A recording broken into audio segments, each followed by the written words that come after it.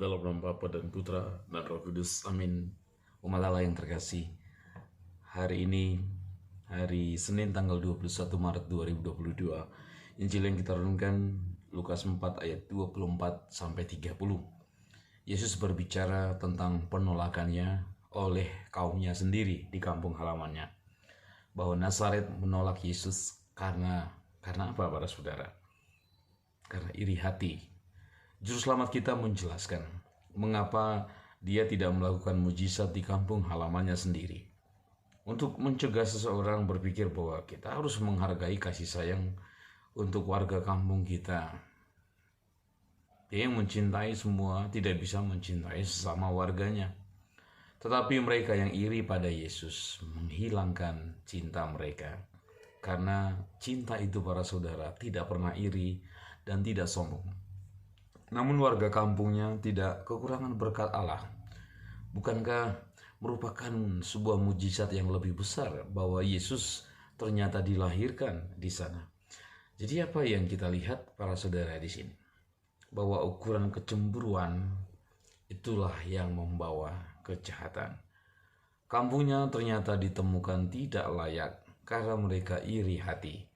Tempat di mana Yesus telah tumbuh besar, bekerja keras sebagai warga dan anak Allah yang dilahirkan di sana sungguh datang untuk membawa keselamatan. Nah, dalam penolakan ini Yesus memenuhi nasib para nabi. Oleh karena itu Yesus menegur mereka karena mereka bertanya, bukankah ia ini anak Yusuf? Menjaga tujuan pengajarannya, Yesus berkata, Aku berkata kepadamu, sesungguhnya tidak ada nabi yang dihargai di tempat asalnya. Lalu kemudian Yesus berbicara tentang Elia dan tentang Elisa, bahwa ada banyak janda di Israel, tetapi Elia diutus hanya kepada seorang janda di Sarfat, bahwa Elisa juga menyembuhkan seorang kusta, tetapi dia bukan orang Yahudi, melainkan orang Syria yang bernama Naaman. Dengan ini Yesus merujuk pada orang-orang kafir, pada perkumpulan orang-orang kafir yang akan menyambut Yesus, yang menerima dia. Orang-orang seperti inilah kemudian nanti lalu disembuhkan dari penyakit kusta mereka.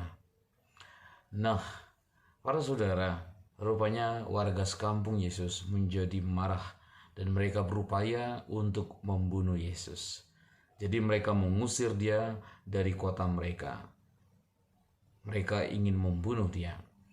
Jadi justru orang Israel menegaskan apa yang tadi sebelumnya dikatakan oleh Yesus, bahwa tidak ada nabi yang diterima.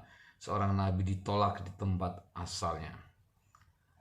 Nah, dia membiarkan ini terjadi, bahwa dia diusir dari kampung halamannya karena kecemburuan mereka, karena iri hati mereka.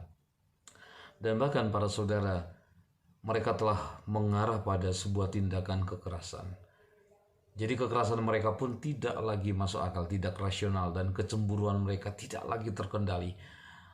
Para saudara, kalau orang yang begitu cemburu akan seseorang, dia pasti akan berupaya untuk melakukan apapun, bahkan merancangkan kejahatan dan melakukannya. Dan ini yang terjadi pada orang-orang sekampung Yesus. Lalu mereka membawa Yesus ke puncak bukit. Mereka berusaha untuk melemparkannya dari tebing. Tapi Yesus lewat dari tengah-tengah mereka. Bisa dikatakan bahwa upaya mereka seakan sia-sia. Yesus saat ini memang tidak menolak untuk menderita. Dia datang justru untuk itu. Dia hidup di dunia untuk menderita lalu kemudian bangkit. Tetapi ini belum saat yang tepat. Masih menunggu waktu yang tepat. Sekarang di awal pengajaran Yesus akan menjadi waktu yang salah untuk menderita sebelum dia mewartakan firman kebenaran. Lalu Yesus melanjutkan perjalanannya. Yesus berbicara tentang penistaan orang Yahudi yang telah dinubuatkan Tuhan sejak lama melalui para nabi. Ketika Yesus lewat dari tengah-tengah mereka, tampaknya orang ini tiba-tiba berubah Artinya warga sekampung ini tiba-tiba berubah, mereka bingung. Bayangkan bahwa Yesus lewat dari tengah-tengah mereka dan mereka tak bisa berbuat apa-apa.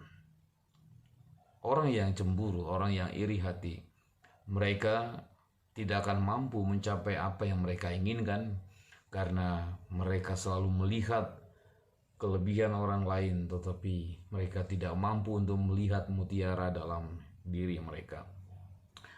Dan sebaliknya, dengan cemburu kita tidak mampu melihat kebaikan pada diri orang lain, lalu bahkan kita menjadi sedih dengan kelebihan orang lain.